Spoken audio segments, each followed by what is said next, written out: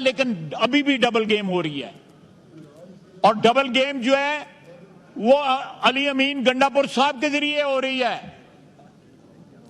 मुझे बताएं कि अगर एस्टेब्लिशमेंट के मुतालिक उनके ये ख्यालात हैं तो पिछले 1.5 साल से हमसे बात नहीं करते, बार बार कहते हैं एस्टेब्लिशमेंट जो है उनसे बात करूंगा। किबला उनका जो है वो पिंडी है, GHQ है।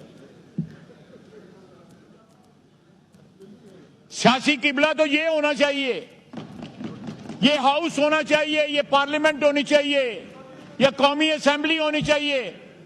अगर ये बातें जो आज उन्होंने ट्वीट में दर्ज की हैं, लिखी हैं, तो जनाब डिप्टी स्पीकर फिर एस्टैब्लिशमेंट से क्यों बात करना चाहते हैं?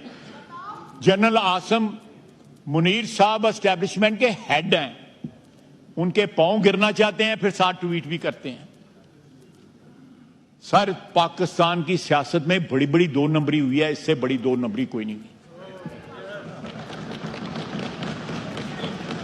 बड़ी बड़ी 2 नंबरी हुई है। मैं नहीं कहता कि पाकिस्तान की सियासत पाक साफ थी या पवित्र थी, हम लोगों से बेशुमार गलतियां हुई हैं।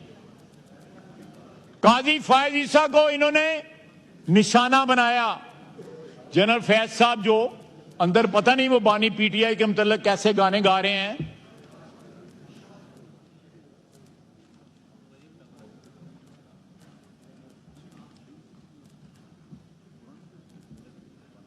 हो सकता है कि वो गाना गा रहे हो कि आजा बालम तेरा इंतजार है, तो इस किस्म का वो गाना अंदर वो गा रहे हैं।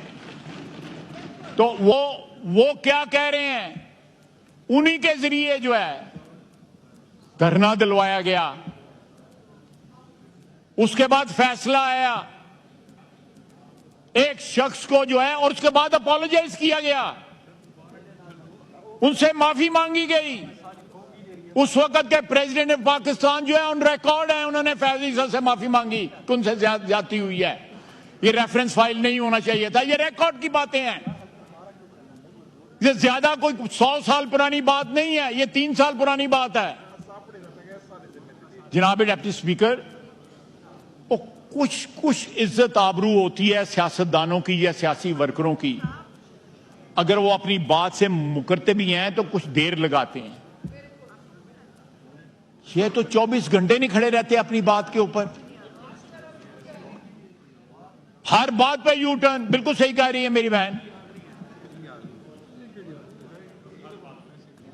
जनाब स्पीकर,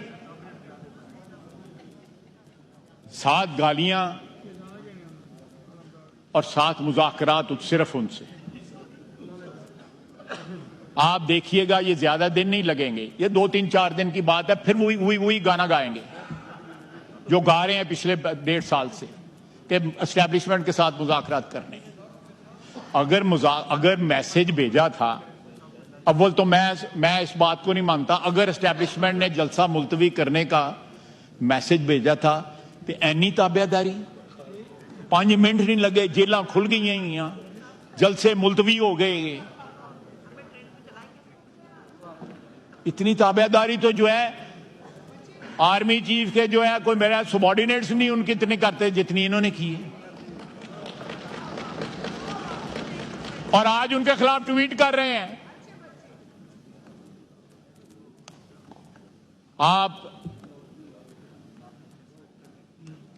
कहीं एक आपका मौकफ हो, एक नजरिया हो, एक स्टैंड हो, तो बंदा उसको जो है यकसुई के साथ अटैक भी कर सकता है। ये शिफ्टिंग सैंड्स जो हैं पॉलिटिकल डेजर्ट के अंदर, इससे तो ये भी नहीं पता लगता कि आज इन्होंने ये ट्वीट की है तो कल को मिन्नत तरला तो नहीं शुरू कर देना। ये वेरीफाई करवाएं, इन्हीं के फायदे की बात है कि उन्होंने ट्वीट की है या उनके बिहाफ पे किसी ने ट्वीट किया है। मैं फिर कहूंगा कि बानी PTI ने अली अमीन गंडापुर की बातों पे माजरत की है, सिर्फ उनसे माजरत की है, मीडिया वालों से। उनको इस बात का अंदर भी एहसास है कि मीडिया कितना लीथल हो सकता है। जनाब वाला, ये जिस रास्ते पे चल निकले हैं, मेरे नहीं ख्याल कि उसमें कोई वापसी का रास्ता जो है वो बाकी रह गया है।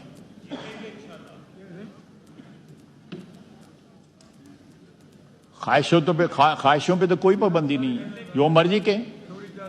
ख्वाहिशों पे तो कोई पाबंदी नहीं है।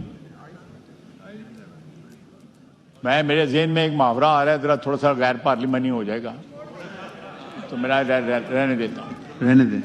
लेकिन जनाब डिप्टी स्पीकर, ये भी अच्छा हुआ कि आपकी जो नेक नियति थी, स्पीकर साहब की जो नेक नियत थी, गुड इंटेंशंस थी,